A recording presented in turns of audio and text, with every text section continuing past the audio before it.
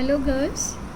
हमने सांवले सपनों की याद में आपके सालिम अली के विषय में पढ़ा था, जो कि पक्षी प्रेमी थे और उन्होंने किस प्रकार से अपना पूरा जीवन पक्षियों के प्रेम के प्रति समर्पित कर दिया था। आज हम उसके अभ्यास कार्य करेंगे। फर्स्ट प्रश्न है, किस घटना ने सालिम अली के जीवन की दिशा को बदल दिया और उन्हें पक्षी प्रेमी बना दिया? जब बचपन में सालिम अली की एयर गन से नीले कंठ वाली गोरैया घायल होकर गिर पड़ी थी, तब घायल गोरैया को देखकर उनका मन क्या हो गया था? द्रवित हो गया था और वे उसकी सेवा तथा उसके बारे में जानकारी प्राप्त करने में जुट गए। उसके बाद उनके जीवन की दिशा पक्षी जगत की ओर मुड़ गई और वो पक्षी प्रेमी हो गए। ठीक है, जब गोरैया घायल हो गई थी तो उस वजह से उनका पक्षी प्रेम उमड़ आया था। दूसरा प्रश्न है, सालिम अली ने पूर्व प्रधानमंत्री के सामने पर्यावरण से संबंधित किन संभावित खतरों का चित्र खींचा होगा जिससे उनकी आंखें नम हो गई होगी?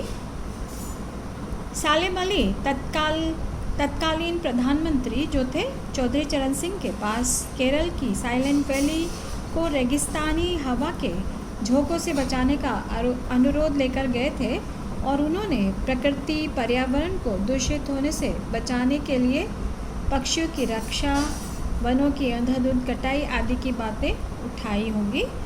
सालिम अली की ऐसी निस्वार्थ बातें तथा पर्यावरण की चिंता जानकर चौधरी चरण सिंह की आंखें नम हो गई थी। तो यहाँ पर दोनों का कैसे पर्यावरण के प्रति उनका समर्पित भाव दिखाया गया है। थर्ड प्रश्न है आपका, लॉरेंस की पत्नी फ्रीडा ने ऐसा क्यों कहा होगा कि मेरे छत पर बैठने वाली गोरैया लॉरेंस के बारे में ढेर सारी बातें जानती है? उन्होंने इसलिए कहा होगा कि सालिम अली की तरह लॉरेंस भी क्या थे? प्रकृति प्रेमी और पक्षी प्रेमी थे। वे अपने आसपास की पर्यावरणीय गतिविधियों को जानने तथा पक्षियों के बारे में जानने की जानकारी एकत्रित करने में समय बिताया करते थे। वे अपनी छत पर बैठने वाली गोरैया के साथ अपनी पत्नी से अधिक समय बिताते थे। यही कारण था कि फ्रीडा ने कहा होगा कि मेरी छत पर बैठने वाली गोरैया लॉरेंस के बारे में ढेर सारी बातें जानती है। अब नीचे कुछ पंक्तियां हैं जिनका आपको आशय स्पष्ट करना है, यानी पाठ पर आधारित है ये। वो लॉरेंस की तरह नैसर्गिक जिंदगी का प्रतिरूप बन गए थे। लॉरेंस भी क्या थे? प्रकृति प्रेमी थे और पक्षी प्रेमी थे। ठीक उन्हीं की तरह जो सालिम अली थे, वो भी जो नैसर्गिक कहते हैं प्रकृति का जो प्रेम है, उसी की तरह उन्होंने भी अपनी ज़िंदगी को उनके प्रेम और पक्षी प्रेम में ढाल लिया था। तो यहाँ पर अंग्रेजी साहित्यकार लॉरेंस को पर्यावरण से विशेष लगाव था। उन्होंने प्रकृति की ओर लौटने की बात कही थी। उनका जीवन प्रकृति के अत्यंत निकट था। इसी कारण सालिम अली ने भी अपना जीवन पक्षी और प्रकृति और पर्यावरण की रक्षा के विषय में काम करने में लगा दिया।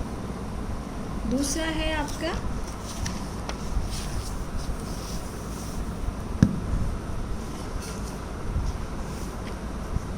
कोई अपने जिस्म की हरारत और दिल की धड़कन देकर भी उसे लौटाना चाहे तो वह पक्षी अपने सपनों के गीत दोबारा कैसे गाएगा? इसका आशय यह है कि सालिम अली अनोखे पक्षी प्रेमी थे। लेखक ने उनकी तुलना ऐसे पक्षी से की है। लेखक कौन? जाबिर हुसैन। ऐसे पक्षी से की है जो अपने जीवन की लंबी यात्रा पर मौत की गोद में सो गया है। इस पक्षी को दूसरे के शरीर की गर्मी और दिल की धड़कन देकर भी यदि जीवित नहीं किया जा सकता।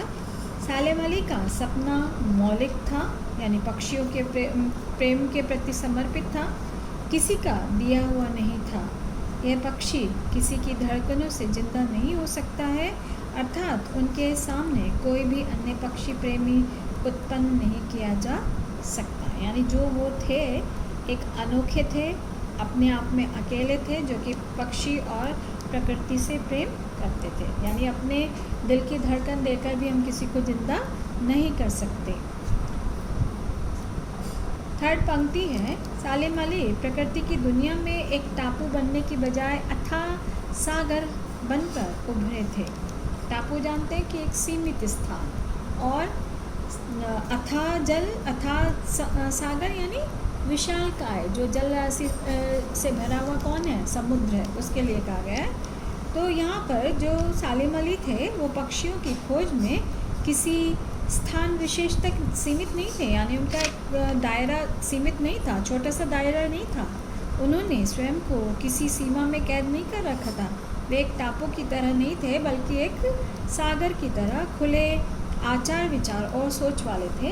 वे पक्षी प्रकृति और पर्यावरण के लिए कुछ भी करने को तैयार थे, यानी उनका जो स्थान था बहुत विस्तृत था, और वो पक्षी और प्रकृति के लिए, पर्यावरण के लिए कुछ भी कर सकते थे।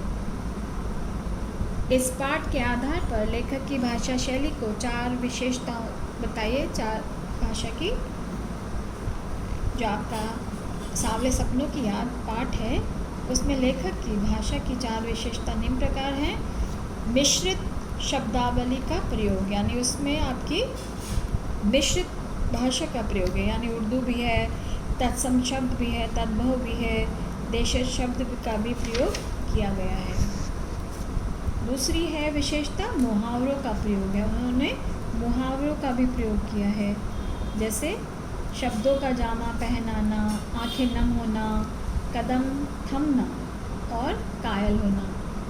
फिर है जटिल एवं लंबे वाक्यों का प्रयोग करना, यानी उन्होंने अपने पाठ में जटिल और लंबे वाक्यों का भी प्रयोग किया, जैसे यह उनकी भूल है, ठीक उसी तरह जैसे जंगलों और पहाड़ों, झरनों और आबशारों को वो प्रकृति की नज़र से नहीं बल्कि आदमी की नज़र से देखने को उत्सुक रहते हैं।